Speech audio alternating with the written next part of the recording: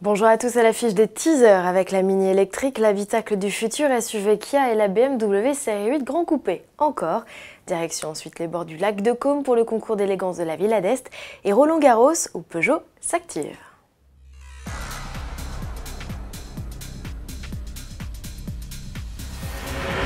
La première Mini 100% électrique de grande série est en production. L'assemblage de la citadine a démarré sur les chaînes de l'usine d'Oxford en Angleterre, la preuve en vidéo. De ce que l'on sait déjà, la Cooper SE, c'est son nom, embarque le même moteur que la BMW i3S et une batterie de 33 kWh. La puissance annoncée est de 184 chevaux et l'autonomie ne devrait pas excéder les 230 km. Uniquement proposée en 3 portes, son look est calqué sur la Mini traditionnelle, à la différence de sa calandre pleine. Les livraisons de la Mini électrique, déjà proposées à la précommande en France contre 1000 € d'acompte, débuteront d'ici 2020. D'ici là, rendez-vous au salon de Francfort en septembre pour avoir plus de détails et notamment son prix. Teaser toujours avec ces images de l'habitacle du futur SUV Kia. Ce qui saute aux yeux, c'est cet écran tactile de 10,25 pouces installé au sommet de la planche de bord. En revanche, pas d'instrumentation numérique derrière le volant. Kia conserve de bons vieux compteurs à aiguilles. Ce nouveau SUV sera présenté dans le courant de l'été. Commercialisé d'ici la fin de l'année en Corée, il rejoindra ensuite l'Europe, vieux continent où Kia lancera aussi prochainement une Ceed crossover. Après la série 1 et en attendant le X1 restylé, c'est pour mercredi, plein phare sur la série 8 Grand Coupé. BMW l'a mise en scène dans une très courte vidéo, hormis sa signature lumineuse, l'épais nuage de sable qui l'entoure ne laisse pas apercevoir grand chose. C'est juste l'occasion de nous rappeler qu'elle sera révélée le 25 juin.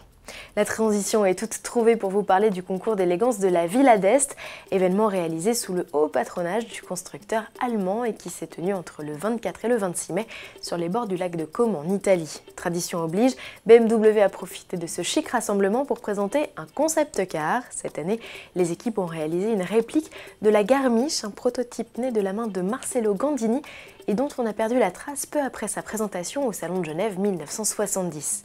Le designer, à qui l'on doit aussi la Miura, a été d'une précieuse aide pour reconstituer le puzzle. L'habitacle a été refait à l'identique avec son miroir de courtoisie XXL et son autoradio à la verticale. Ce concept, qui tire son nom d'une station de ski allemande, a vocation à rejoindre le musée BMW de Munich. Et puisqu'il est question de concept car, sachez que le concours d'élégance de la Villa d'Est les honore toujours. Pour cette fois, c'est raté pour Peugeot. Le constructeur qui s'invitait pour la première fois sur les bords du lac de Caume avec son concept e-légende n'a pas reçu les faveurs du public. Le prix du plus beau prototype a été attribué à la Bugatti, la voiture noire. Quant à la récompense suprême de Best of Show, il a été remis à une Alfa Romeo 8 et 2009 Berlinetta Touring de 1937. Pour finir, direction la Porte d'Auteuil à Paris où se tiennent les internationaux de France de tennis. Pour la 35e année consécutive, Peugeot est partenaire de Roland-Garros. À cette occasion, le constructeur met le paquet. Outre une flotte de plus de 200 SUV berline et van, spécialement mise à disposition des officiels et des joueurs, la firme expose ses créations dans les allées du stade. Les visiteurs pourront ainsi approcher le concept de 508 hybride et sportive ou la i208. Et si la citadine 100% électrique se retrouve au cœur d'un spot promotionnel avec quelques joueurs, elle ne bénéficie pas encore de sa série spéciale Roland-Garros. Seule la 108 découvrable a le droit à des badges spécifiques et des coques de rétro couleur terre battue.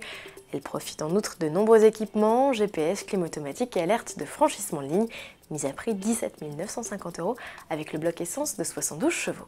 À demain.